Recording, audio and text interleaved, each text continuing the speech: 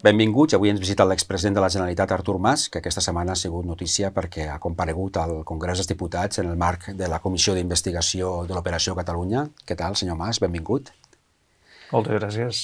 Com va ser aquest retorn al Congrés dels Diputats? Perquè vostè hi va anar fa 20 anys, em sembla. Fa molts anys, sí, hi vaig anar a defensar, imagini's, l'Estatut d'Autonomia. És la prehistòria, això, quasi. L'Estatut d'Autonomia, l'any 2005, aquell estatut que va néixer a Catalunya, que hi havia el president Maragall al capdavant, i jo era el cap de l'oposició, i efectivament hi va haver un moment en què ens va tocar a uns quants... Una delegació del Parlament, no? Exacte, una delegació del Parlament, vàrem anar allà a defensar l'Estatut, i després a nosaltres concretament i a mi ens va tocar negociar l'Estatut a Madrid, que això no ens tocava a nosaltres, perquè nosaltres estàvem a l'oposició, això li tocava al president Maragall, però allà els seus no el volien. Ja. Jo recordo això, sí. No? El PSOE no el volia, i aleshores van dir, escolta'm, ho heu de ser vosaltres. I al final ens hi vam posar. Dilluns vostè va anunciar, diguem, de forma solemne en el Congrés, en la Comissió d'Investigació, que presentaria una querella per l'espionatge amb Pegasus que vostè ha patit.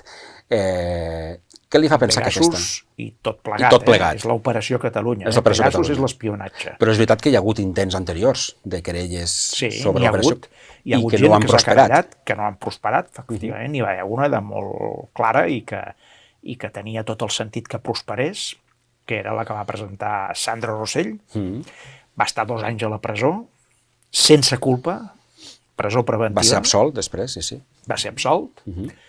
Això és molt gros, i ell aleshores va presentar una querella i efectivament no va acabar de prosperar, no? I alguns altres empresaris catalans també afectats per tota l'Operació Catalunya també van fer el mateix, tampoc va prosperar. Jo tenia els meus dubtes precisament per aquests antecedents, però al final, diguem-ne que m'he convençut que calia fer-ho, sobretot per una raó, perquè ja sé que és molt difícil que tot això prosperi també en el meu cas, en soc conscient, però no vull donar la batalla per perduda d'entrada i no vull que després es pugui dir, podent haver lluitat, no ho vau fer. No vull que això quedi escrit d'aquesta manera, no? I per tant, amb el risc molt alt que tot això no prosperi, que sé que hi és, malgrat tot, destriant-ho tot plegat, arribo a la conclusió que efectivament és millor presentar-la, i de fet, quan aquesta entrevista es publiqui, ja li puc dir que la querella ja haurà estat presentada. Sí que és veritat que en el cas de l'espionatge en Pegasus sí que hi ha obertes investigacions. Aquesta és una via en la qual sí que, diguem, de moment hi ha algunes causes obertes. Sí, però en el meu cas, al final, la decisió que han pres els advocats és de presentar una sola querella que combina les dues coses. L'Operació Catalunya, per tant, tot el tema conegut del Ministeri de l'Interior, informes falsos, utilització de diner públic de manera fraudulenta, publicació en determinats mitjans d'informació de tot això per causar l'efecte final que era la voluntat de canviar el vot de la gent, que en part van aconseguir, alterar el resultat electoral, en connivència amb alguns àmbits de la Fiscalia i dels tribunals, una conxorxa d'estat. Una conxorxa d'estat. Aquest és un tema, i després l'espionatge, i tot això va junt. Tot això va junt. I en el meu cas, ho podia fer de manera diferenciada, presentar 2 querelles, però els advocats han decidit unificar-ho amb una sola querella, que això és el que han fet. Vostè ha fet la reconstrucció una mica de tot el que li han fet, d'alguna manera, de com l'ha afectat a vostè personalment? Sí, o sigui, té una mica el mapa fet? No cal fer la reconstrucció, senyor Miró, jo ho tinc al cap, com vostè comprendrà, no? Porto molts anys així. Pensi que a mi em van començar a tocar les pessigolles des d'un punt de vista penal a l'any 15, vaig anar a declarar ja en el Tribunal Superior de Justícia de Catalunya, em van començar a obrir la causa aleshores, estem parlant de fa 10 anys, per tot el tema de la consulta sobiranista del 9-1 de l'any 14, i a partir d'allà ja no m'han deixat viure, per entendre'ns. O sigui, allà és quan es converteix en enemic número 1 de l'Estat. Ja està clar, està clar, i per tant allà ara s'ha sabut, vaig ser el primer de tot l'estat espanyol a ser espiat pel Pegasus, d'això que en diuen el Catalan Gate, primer, fins i tot a nivell mundial de totes les averiguacions que s'han fet i de totes les recerques que s'han fet, arriben a la conclusió, aquests laboratoris canadencs especialitzats en aquesta matèria, que després d'una periodista mexicana jo vaig ser el segon infectat per aquest programa, És evident que, bé, en aquell moment hi era jo, doncs l'objectiu era alguns de nosaltres. Després va venir el president Puigdemont i va ser ell, i conjuntament amb l'Oriol Junqueras, tota la gent que estaven en aquell moment allà, no? I han passat molts anys, són 10 anys, i jo durant aquests 10 anys he conviscut amb aquesta situació, embargament del meu pis, el Tribunal de Cuentas, persecució econòmica, inhabilitació política... Bé, però jo no me'n queixo, perquè al final, doncs, tu això ho pateixes, i ho pateixes tu, ho pateix sobretot el teu entorn, etc. Vius amb una sensació d'inquietud, d'angoixa, però t'hi has d'habituar, perquè és que si no, no vius. Tot i Junts sí que es va queixar d'una cosa, i és que els que estaven al darrere d'això no han donat la cara. No l'han donada mai, al revés. Ara s'amaguen. Ara, ningú sap res. No, ningú no sap res. Fixi's vostè, davant de les gravacions que hi ha fetes pel senyor Villarejo, que són molt evidents, perquè en una gravació no hi ha la veu del senyor Villarejo. Hi ha el senyor Villarejo i l'altre. Sempre n'hi ha un altre. I aquest altre podria ser l'Alicia Sánchez Camacho, presidenta del PP aleshores a Catalunya, la Dolores de Cospedal, secretària general del PP a nivell espanyol, el ministre de l'Interior, el secretari d'Estat de Seguretat, és igual, qui fos, no? El jutge no sé què, etc. Sempre hi ha algú altre, no? I és clar, és que és molt evident, no hi ha discussió aquí, no? Vostè estaria més tranquil si vingués, jo què sé, Jorge Fernández Díaz, li digués, mira, jo em sap greu, perquè personalment li tinc una apreci, però la unitat d'Espanya està per damunt i, per tant, jo vaig donar l'ordre de fer això. Jo en aquesta comissió d'investigació del Congrés ho vaig arribar a dir. Dic, miri, no entenc que siguin tan covards tots vostès, perquè, en el fons, el senyor Villarejo, que és el que és, que no és precisament un personatge per elogiar en absolut, no? Però ell ho diu clarament, diu, escolta, jo això ho vaig fer, primer, perquè m'ho van dir, i segon, perquè jo m'ho creia, i ho tornaria a fer si calgués, en benefici de la unitat d'Espanya. Tots aquests altres que tenien càrrecs molt grans, molt importants, amb molt poder, etc., tots s'amaguen, tots fugen. Sembla ser que no hi fossin, que no hi hagués ningú allà. I les evidències hi són molt clares, no? Dona aquesta sensació, diguem-ne, de covardia, no? De falta de coratge, de falta de convenciment. Jo ho puc entendre des d'un punt de vista personal, perquè si ells diuen, escolti'm, vam fer això, aleshores la conseqüència penal és molt clara, no? Però fixis, davant de l'alternativa de tindré algunes conseqüències, com hem tingut els altres, i les hem assumides totes, i a més intentant-hi posar bona cara, no? O m'amago, fujo, que no fos pas que em toqués una mica, han triat aquest segon, cosa que vol dir que allò que en diuen la gallardia espanyola a vegades no és tan evident. Vostè creu que el PSOE vol arribar fins al final? Jo ho espero.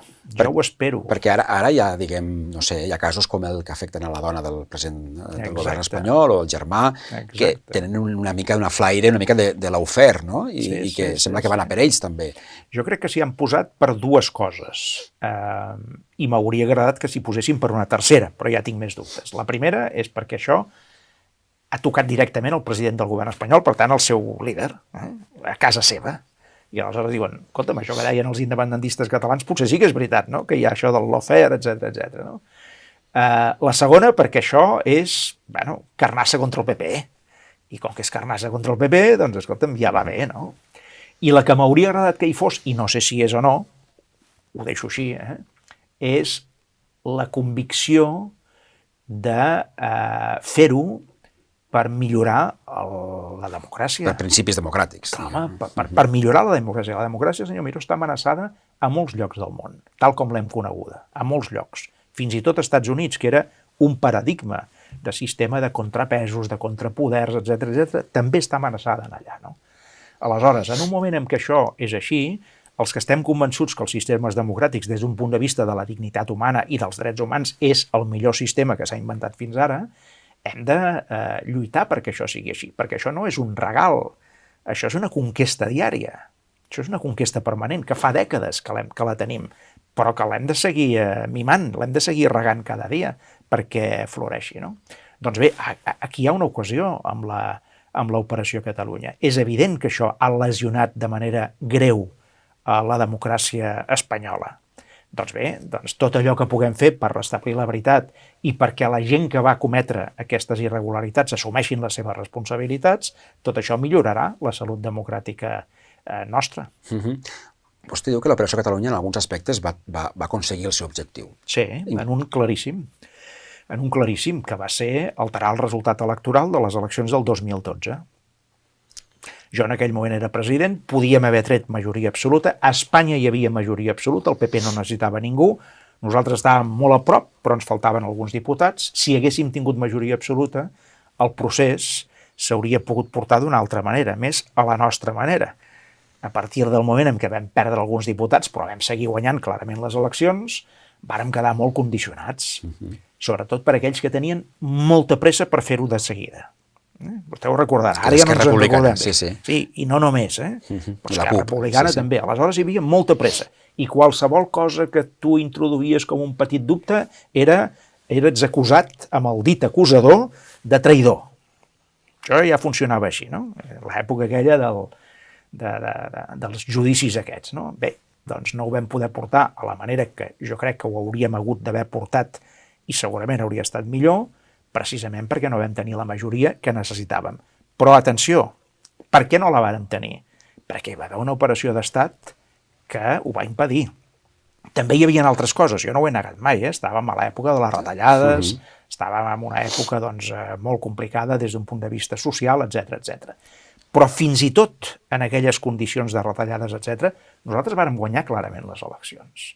I les podíem haver guanyat millor, perquè hi va haver una operació d'estat, l'Operació Catalunya, que tenia aquest objectiu, que es va publicar, que era disminuir-nos, no? I ho van celebrar, els primers que ho van celebrar van ser ells a Madrid, no? Van dir, mira, ja ho hem aconseguit, no? Era el nostre propòsit. Ho va dir Pedro J, i ho va dir també Villarejo. Sí. És quan es va publicar que el seu pare tenia comptes a la Liechtenstein, tot aquell... No, però no es va publicar això, perquè això era una cosa que ja s'havia conegut i el meu pare ho havia regularitzat, tot feia molts anys enrere, etc. No, això va ser l'excusa. El que se m'acusaven a mi en aquella campanya electoral del 2012 era de cobrar comissions a títol personal, de treure-les del país sense declarar-ho i de buscar testaferros a fora per col·locar aquests diners. Tot això junt. O fins i tot de ser testaferros, alguns de nosaltres, de la família Pujol. De tot això se'ns va acusar, no? I a partir de que et diuen tu ets culpable d'això, comença't a defensar, perquè d'entrada hi ha molta gent que s'ho pot creure. Un polític que fa coses d'aquestes, bueno, doncs quadra, no? I dius, i com et defenses davant d'una cosa així? I en plena campanya electoral. Jo em vaig passar mitja campanya electoral, el 2012, havent d'intentar desmentir allò, sabent que no tothom em creuria, no? I han passat un munt d'anys i ara ja hi ha les evidències. Li va saber greu el to de les preguntes de Gabriel Rufián dilluns? Miri, li diré que... A veure, greu. Em va decebre. Jo me'n vaig emportar una decepció. No era una decepció total perquè, coneixent el personatge, doncs, el problema d'en Rufián, sap quin és?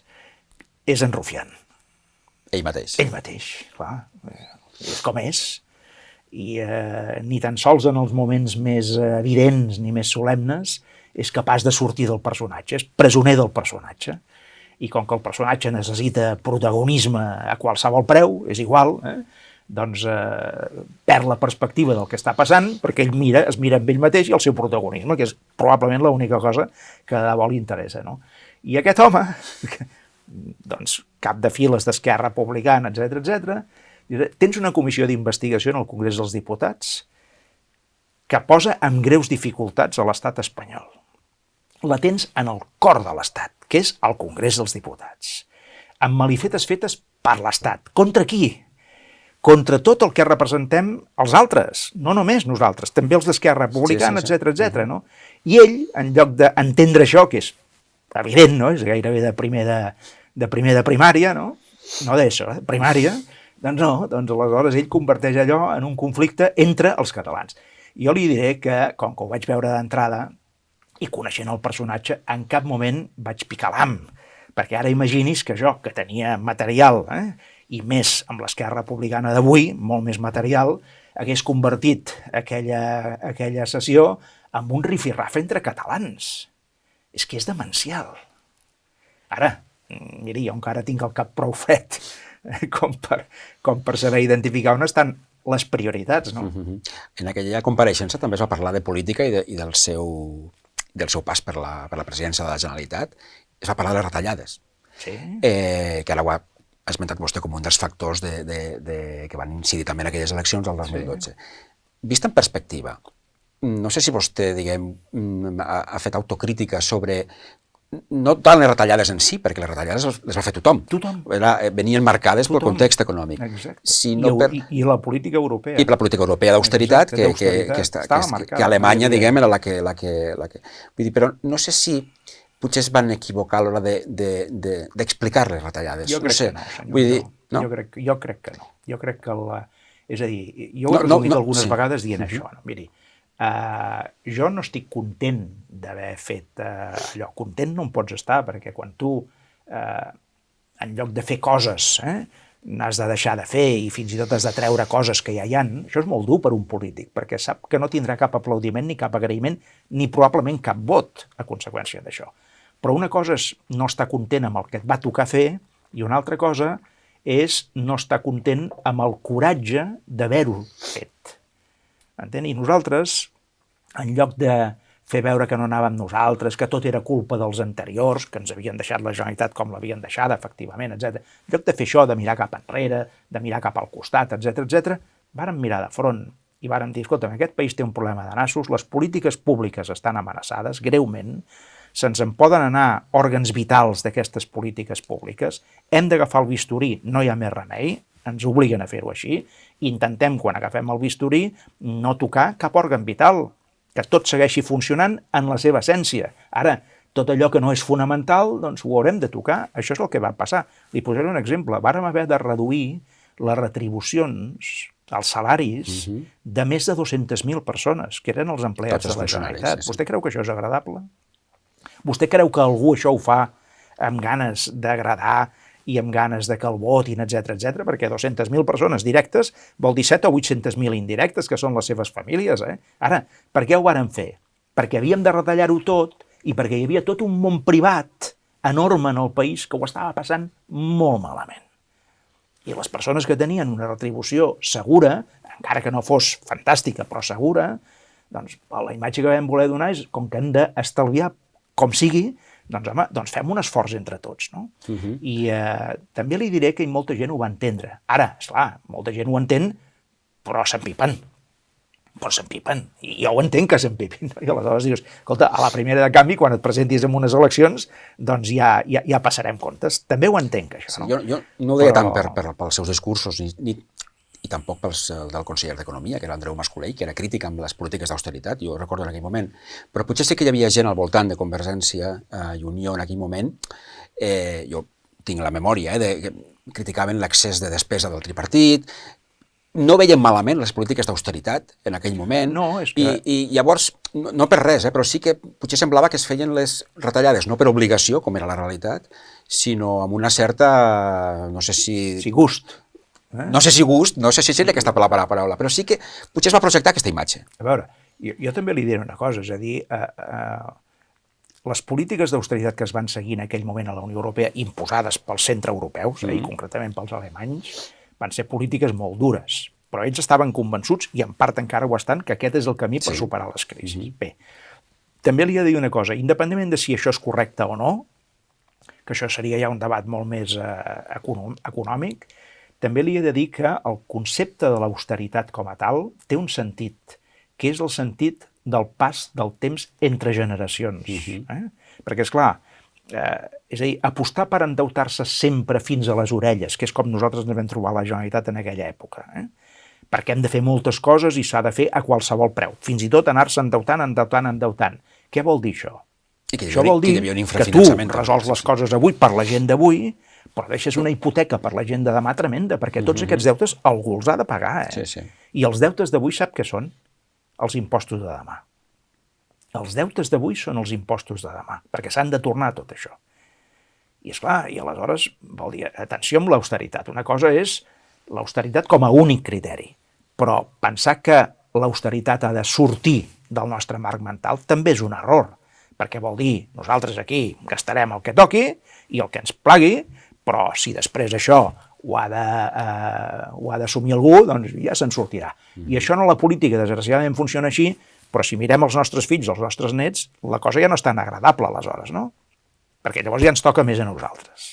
I aleshores el judici potser és una mica diferent. Aquesta reflexió s'ha de fer. El cas és que vostè va passar de 62 diputats a 50. A 50. Sap quan ens tenia el segon partit més votat en aquella època? Quants? 21. 21. És a dir, la diferència entre el que va perdre alguns diputats però va guanyar les eleccions i el segon era de 21 a 50. Jo tinc escrit que vostè és l'últim president realment transversal, sobretot pel resultat del 2010. Sí. Per tenir 62 diputats, t'ha de votar gent molt diferent. En aquella època s'havia de captar vots de molts llocs. Fins i tot 50, avui en dia, diguem, el president Illa està lluny dels 50 diputats, no? I ningú dubta de que és el guanyador i que és el president de la Generalitat, no? Avui, Junts i Esquerra en tenen 55. Vull dir... Molt pocs. Ha passat alguna... O sigui, alguna cosa ha passat grossa. Han passat dues coses, jo crec. La primera és que la repressió de l'Estat ha estat duríssima i això té conseqüències. I la segona és que s'han comès errors propis per part dels partits independentistes que han portat a la situació de pèrdua de majoria en el Parlament. Els dos factors junts, combinats, jo crec que expliquen la situació actual. Ergo, el gran repte a curt termini d'aquest tipus de partits és crear les condicions per revertir aquesta situació, perquè ara això ja és així, però això no vol dir que ho hagi de ser per sempre. S'ha d'intentar que això sigui diferent. Actituds com la d'en Rufián no hi ajuden, perquè aleshores diu que sembla que es confonguin a vegades d'adversari, no? Però més enllà del que pugui fer o pensar el senyor Rufián, doncs hi ha vida més enllà d'ell i, per tant, doncs, gent que tingui en el cap una mica més... potser una mica més clar quant a les prioritats, doncs ho poden veure d'una manera diferent. Vostè ha dit que si hagués tingut majoria absoluta el 2012, diguem, el procés hagués anat diferent. Hagués anat diferent. En què hagués anat diferent? O sigui... Doncs miri, hagués anat diferent en ritmes, no hauríem anat tan de pressa, que jo mateix en algun moment hi vaig imprimir celeritat, i això sí que ho he reconegut com un error, però també he de dir que la vaig imprimir perquè em trobava en unes circumstàncies en què no podia fer el que jo crec que havia de fer. No decidia vostè sol, diguem. No, home, allò és el president posi les urnes ja, és Esquerra Republicana, allò que dèiem, no? Que deia, vaja, recordo perfectament a la consulta sobiranista del novembre de l'any 14, que van estar a punt d'enfonsar-ho tot, no? Perquè resulta que no era pur al 100%, o això és l'excusa que varen tenir, igual que després va passar l'octubre de l'any 17 i el novembre de l'any 17, no? Bé, per tant, els ritmes haurien estat probablement diferents i una cosa molt important, no hauríem hagut de dependre de cap partit per tenir majoria en el Parlament, que era la situació que tenia el PP a nivell espanyol. Jo estava clarament en inferioritat de condicions, perquè Mariano Rajoy tenia majoria absoluta, per tant ell no necessitava ningú, no havia de fer cap equilibri, i nosaltres cada dia havíem d'estar pidolant suports per tot arreu per intentar tirar endavant el país més enllà del procés independentista en una època duríssima com la de les retallades i la de la sortida d'una crisi econòmica que se la va titular com la gran recessió, el gran crac després del que havia passat l'any 1929 a Estats Units i en el món, no? Doncs això no va ser així, per tant vam perdre una mica de suport i això ens va obligar a fer coses doncs, que probablement, vist en perspectiva, si s'haguessin fet diferents, els resultats potser també haurien estat diferents. Sí, en aquest sentit, diguem, jo sempre he defensat que el resultat de Junts pel Sí va ser, diguem, decebedor des d'aquest punt de vista, perquè era un artefacte pensat per tenir majoria absoluta. Evident. I ens vam quedar 6. També vam tenir 62 diputats. Exacte. Sí, però sap què va passar en aquell moment? Esclar, hem d'analitzar els contextos. En aquell moment estàvem en un moment d'efervescència total del procés independentista. I dintre d'aquesta efervescència jo conec casos, i en conec uns quants, de parelles que es van repartir el vot entre Junts pel Sí i la CUP, perquè es van creure que el discurs de la CUP era veritat, que anàvem per la independència de Catalunya, fonamentalment. I van dir, mira, escolta'm, tu votes a Junts pel Sí, jo voto en aquests, i d'aquesta manera els de la CUP apretaran en els de Junts pel Sí si en un moment determinat fan figa, no? I després resulta que no apretaven per això, sinó que apretaven per altres coses, no? Com es va demostrar. I vostè, per exemple, en el context del 17, no s'hagués quedat en la pantalla del referèndum, que era on hi havia la major part de la societat catalana, i no fer el pas a la DUI i a la independència que realment... Ho he dit moltes vegades. Crec que allà hi havia dues possibilitats. Crec, Una era, passat l'1 d'octubre, anar per totes, però assumint les conseqüències, i ningú no sabia quines podien ser aquestes conseqüències, i podien ser dramàtiques, fins i tot en el carrer, però aquesta era una solució, i l'altra solució era aturar-se'n allà, convocar unes eleccions plebiscitàries i dir, escolti'm, el 40% de la població catalana en condicions dramàtiques ha anat a votar, ha guanyat el sí, però ara volem que el conjunt de la societat catalana ratifiqui això a través d'un mecanisme legal, que són unes eleccions, que no poden evitar des de Madrid. Això era l'altre camí, no? I es va triar un camí del mig, que no va ser ni una cosa ni l'altra, i aleshores, bé, doncs això va anar com va anar. Però la qüestió és que, clar, molta gent va anar a votar l'UO convençuda de que allò realment... Sí. O sigui, jo ho dic fins i tot la pantalla del referèndum abans, o sigui, en el sentit de dir nosaltres farem el referèndum i si cal anirem a la presó o entomarem les conseqüències, però no prometre allò que no es podia fer, com s'ha vist després, que és la independència unilateral. Jo crec que en aquell moment, és la meva impressió, jo ja no estava al comandament, però estava en el nucli en el Sanedrín, on es parlaven de les coses, no es prenien totes les decisions en allà, però allà es comentava gairebé tot o tot, no? I efectivament jo crec que es va posar es va lligar el referèndum amb la independència immediata, recordo fins i tot que es va dir en 48 hores. Sí, la llei ho deia. La llei ho deia, i jo crec que va ser per intentar fer veure que aquella vegada allò anava en sèrio, que allò no era com el que havia passat l'any 14 amb la consulta que jo vaig promoure, que era més per constatar quina era l'opinió de la gent respecte a començar un camí com aquell, i aquella vegada es va voler dir, escolta'm, això ara és caixa o faixa. I esclar, després es va comprovar que el caixa o faixa es podia haver intentat, he dit, una primera solució era anar per totes. Però jo recordo el debat que hi va haver en aquell moment. I recordo perfectament que les persones que estaven prenent les decisions varen calcular que allò inevitablement ens comportava un altíssim risc d'un conflicte en el carrer de primera magnitud amb les conseqüències que això podia tenir un conflicte intern, per la vida de la gent. Un conflicte intern, per la vida de la gent. Jo crec, es va contemplar aquesta possibilitat, que jo crec que era certa, a més, no? I, per tant, davant d'això, doncs, i com havia actuat la policia, l'estat espanyol, etc., no es va optar per aquella via i es va optar per una via més, doncs, diguem-ne, tranquil·la. Dintre d'aquesta via tranquil·la, jo crec que l'opció aleshores, ja que estàvem en la part una mica més tranquil·la, era dir, escolta'm, doncs seguim, però amb unes eleccions que ens permetin, doncs, que amb una fotografia sencera del país, tothom anant a votar, sapiguem si això que ha passat l'1 d'octubre o que havia passat el novembre de l'any 14, efectivament, tenia un resultat en el Parlament de Catalunya, no? I en funció d'aquest resultat, doncs, seguir un camí o seguir-ne un altre.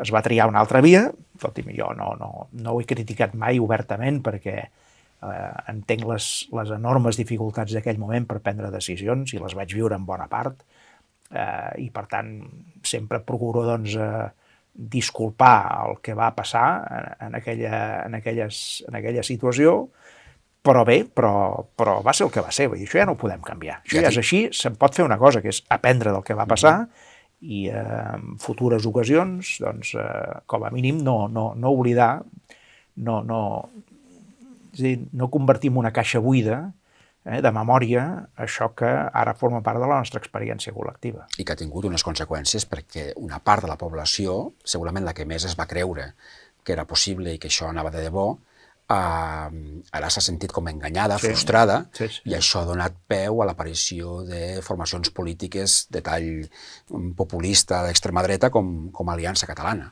que tenen aquest doble discurs, no? Un doble discurs, diguem, la part de l'extrema dreta que és habitual a Europa, de la xenofòbia, però tenen un altre discurs que és els traïdors. O sigui, la classe política ens va fallar al 17. Sí, tot això efectivament és així. Amb això, sí. Efectivament és així, però fixi's, més enllà de la denúncia d'aquesta formació política d'Aliança Catalana, quan tu dius, molt bé, d'acord, ara denuncieu, critiqueu, etc. I què proposeu fer? I llavors, quan planteges això, i amb quina força, i amb quins calendaris, i amb quins acords amb els altres, No hi ha resposta. Amb això i amb tantes altres coses. Per això algunes vegades acostumo a dir que... Jo em vaig fer un tast l'altre dia en Vox en el Congrés dels Diputats. Jo crec que amb aquest tipus de formacions, en últim terme, el que has de fer és confrontar-t'hi obertament. És a dir, és no fer veure que no existeixen, no convertir-les en víctimes a través de cordons sanitaris, sinó enfrontar-t'hi directament i posar-los davant del mirall. I davant del mirall arribes a una conclusió, que aquestes formacions no resolen res i ho emboliquen tot. Aquí a tot arreu, fixi's, Donald Trump, Estats Units, és més o menys això, en versió nord-americana, grans expectatives, gran vot, etc. Només en 100 dies, no ha resolt res i ho ha embolicat tot. I dic embolicat per utilitzar una expressió suau. Molt suau, molt suau. Perquè l'expressió real, ja la dic, seria ho ha emmerdat tot. Doncs moltes vegades aquest tipus de formacions que guanyen els vots amb aquest aire populista, demagògic, etc., quan arriben a la veritat, si es creuen el que diuen i ho fan... Encara és pitjor. Ho emboliquen tot, deixem-ho aquí. Jo sé que vostè no és de Junts, però és una veu, diguem, molt influent en l'ecosistema d'aquesta formació política. Què ha de fer Junts amb Aliança Catalana? Perquè aquest és un debat que està sobre la taula. Ha de confrontar? És aquesta la recepta? Ha de dialogar? Jo vaig cometre l'error fa unes setmanes enrere de parlar d'aquest tema dient què faria jo si estigués dirigint Junts. No? I aquest error ja no el tornaré a cometre, perquè efectivament Junts ha de prendre les seves decisions i jo, en la mesura en què no estic a cap òrgan de direcció de Junts, doncs no he d'explicar el que ha de fer Junts. Jo li puc explicar el que penso jo, personalment. I el que penso jo és el que li he dit abans. Hi ha dues maneres de fer front en aquests moviments que existeixen. Ens agradarà o no, però existeixen, i existeixen a tota Europa i a bona part del món. No? Hi ha dues maneres de fer-ho. Una, que és la que s'ha fet fins ara, que és fer veure que no hi són. És fer veure que no hi són, cordons sanitaris, no sé què, no s'hi pot parlar, etc. No? L'altra, que no s'ha experimentat encara de manera total, és de dir, no, escolta'm, no, aquesta gent hi són, els ha votat algú, per això hi són, en una democràcia, doncs anem a confrontar-nos obertament amb ells i els hem de posar davant del mirall. S'ha acabat la història d'aquesta del discurs facilet, que tot és possible, que tot es pot resoldre d'aquesta manera, amb un desconeixement total del que és la realitat i amb una ignorància absoluta del que són les solucions possibles en una societat complexa com és la nostra, o com són les nostres. I per això necessites, doncs, efectivament, no és tant negar el possible diàleg, sinó anar cap a la confrontació directa davant de la gent, per posar-los en evidència, no? I amb un objectiu, que és el que m'inspirarà a mi, que és minimitzar-los. Sí, aquest és l'objectiu. No és normalitzar-los, no, és minimitzar-los. Minimitzar-los vol dir residualitzar-los, perquè no són bons enlloc. No és bo Vox a Espanya, no serà bo Aliança Catalana a Catalunya, no és bo el reagrupament nacional a França. No és bo Donald Trump als Estats Units, no és bo això. No és bo que a Alemanya, el partit que té ara hores d'ara més intenció de vot sigui un partit d'extrema dreta a Alemanya, que sembla que haguem oblidat tot el que ha passat en la història. Tot això no és bo. Ni ho era abans, ni ho és ara, ni ho serà després. Per tant, s'ha de minimitzar, s'ha de residualitzar. I jo crec que, fracassada la fórmula de la ignorància, s'ha d'anar a la fórmula de la confrontació democràtica, que vol dir exposar les idees davant de la gent i contrastar les possibles solucions. Hi ha una altra fórmula, que és la que està assajant el PP amb Vox, que és pactar-hi. No, jo crec que aquesta no és la bona. Jo crec que aquesta no és la bona. Una cosa és confrontar-s'hi sense negar el diàleg, una altra cosa és pactar-hi. Jo crec que això és diferent. Crec que això és diferent. El PP tampoc està aconseguint minimitzar Vox ni residualitzar-lo. No, a través de pactar-hi no. A través de pactar-hi no. A través de pactar-hi no. ara que parlem de les municipals, en segons, diguem, quines sobretaules, per dir-ho així, es parla de vostè com un possible candidat a l'Ajuntament de Barcelona de Junts de cara a les pròximes municipals. Això li ha arribat a vostè? No m'ha arribat. I pensa... Vaja, no m'ha arribat, més enllà de converses, diguem-ne, purament informals, de gent a títol individual que de tant en tant et parla de coses d'aquestes, etc. Això sí, però no m'ha arribat res que surti d'això, d'aquest àmbit purament privat, i li diria que gairebé anecdòtic. Vale, o sigui, estem en el terreny de la hipòtesi... De la pura hipòtesi i de la pura rumorologia, per entendre. Acabem amb una cosa que ha passat també recentment, a veure si vostè n'ha tret l'aigua clara. Vostè ha entès què ha passat amb el vot del conseller de Junts a competència a favor de l'OPA? Sí. Ha entès el que ha passat? Sí, ho he entès, sí. I està d'acord amb el sentit del vot? Miri, no és un tema de si s'està d'acord o no, però li contestaré la pregunta. Jo crec que això s'ha de mirar, primer, s'ha de tenir el cap fred amb aquestes coses. Això és cap fred, això no és a veure si quedo bé a la primera. No, cap fred. Per què?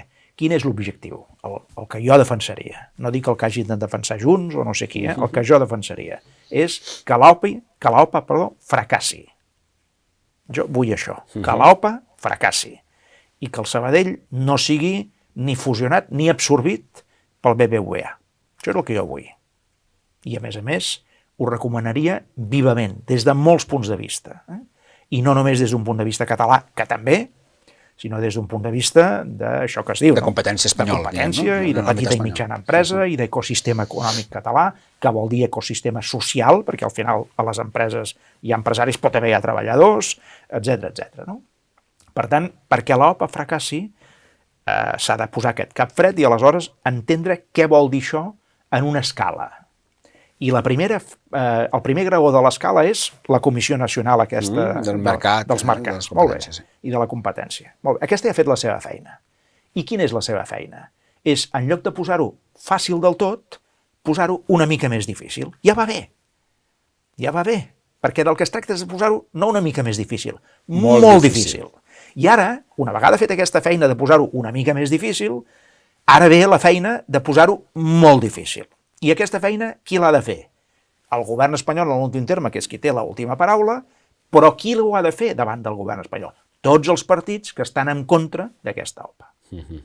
I tots els agents econòmics i socials que estan en contra d'aquesta OPA. I com que efectivament el senyor Sánchez ha tingut aquesta idea de fer la consulta, tenim un altaveu de nassos a partir d'ara per acabar de rematar aquesta feina que ja es va començar a posar una mica més difícil a la comissió aquesta del mercat de la competència i que ara s'ha de posar molt difícil a través dels graons següents d'aquesta escala. Jo m'ho miro així. Sí. Per què? Perquè no hem de perdre l'objectiu final, que és que l'OPA fracassi. I dintre d'aquest camí de que l'OPA fracassi hi ha diferents graons o diferents fases, també, no? Diferents passes, no? I ja se n'ha fet una, ho ha posat una mica més difícil, ja va bé, i ara s'ha de rematar. Vostè creu que Junts ja ha aconseguit, o està en camí d'aconseguir, ser el partit que d'alguna manera és l'interlocutor privilegiat dels sectors econòmics de Catalunya? S'han fet passos en aquest sentit, jo crec que s'estan fent passos en aquest sentit, sí. Atenció, que no s'ha de confondre això amb el partit, diguem-ne, el partit dels empresaris. De les elits. No és això, no. És el partit de les empreses. És que és diferent.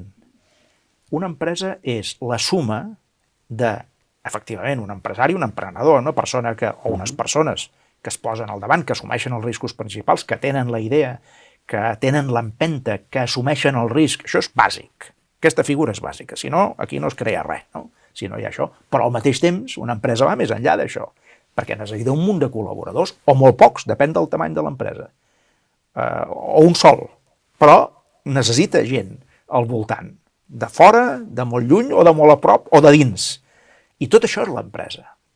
Per tant, jo crec que efectivament es necessita que aquest concepte de l'empresa, que finalment és el que dona vida en un país per poder fer un munt de coses més a nivell social, etc., doncs que tot això estigui viu i estigui ben representat. I això durant molts anys ha estat massa mal vist, massa castigat, massa menystingut, massa criticat, etc. I no ens adonem del que ens juguem en tot això. I no ens enganyem, si mires una mica més enllà del nostre país i mires el món sencer, a molts llocs del món això ho tenen claríssim. Fins i tot ho tenen clar els comunistes xinesos. Sí. Els comunistes xinesos, que són els que manen de debò, perquè són els més capitalistes del món. Sí. Clar, aquests ho tenen molt clar, tot això del concepte d'una empresa per fer créixer un país i per repartir correctament aquesta riquesa creada entre un munt de gent. No dic en allà, dic a casa nostra, que a més, home, som... Ho dic perquè els empresaris estan queixosos amb el president Illa, justament, perquè d'alguna manera esperaven un altre tipus de política i ara amb les reunions del Cercle d'Economia hi ha hagut... Perdoneu, però jo crec que jo crec que hi ha un punt d'ingenuïtat. Què esperaven del president Illa si el president Illa pacta amb els comuns i amb Esquerra Republicana? Per aquest ordre? Què esperaven? Els empresaris voldrien un pacte amb Junts. I ho entenc. Jo ho entenc el que volen. Políticament és bastant... Entenc el que volen i, a més, no només tenen el dret, sinó que tenen l'obligació de defensar el que creuen que seria bo. I efectivament, el que defensen jo crec que és correcte, no tant des d'un punt de vista d'aliances polítiques, sinó des d'un punt de vista de polítiques que representin més la centralitat àmplia d'un país. Però dit això, si el president Illa és president perquè el fan president Esquerra Republicana i els comuns, fixi's, a cada jugada aquests actors faran el seu joc. El faran amb l'aeroport de Barcelona, el faran amb els impostos, el faran amb la política d'habitatge, el faran amb moltes infraestructures. És el joc que passava abans, quan Illa estava a l'oposició i obligava el president Aragonès, per exemple, a fer coses més... Però això és normal, clar, doncs... Però vostè si porten al govern algú, és el mateix que la política espanyola.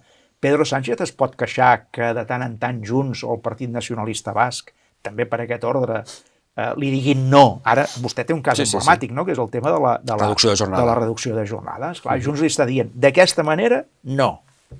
Però no és sorprenent això, no? Perquè si Pedro Sánchez és president del govern gràcies als vots de partits com Junts, doncs ha d'entendre que Junts, no per fer-lo president, li dirà amén a tot. Fins i tot amb aquelles coses en què legítimament un partit pot discrepar. I Junts discrepa de com s'està plantejant la reducció de jornada i de la manera en què la Yolanda Díaz, la vicepresidenta, doncs ho està tirant endavant. Doncs hi té tot el dret del món. És que és possible que el PSOE estigui més a prop de Junts en aquesta qüestió i d'altres que de Sumar. Fins i tot podem pensar que ja li va bé que alguns facin aquest paper. Molt bé, senyor Mas, doncs moltes gràcies per atendre'ns i a vostès fins a una propera entrevista.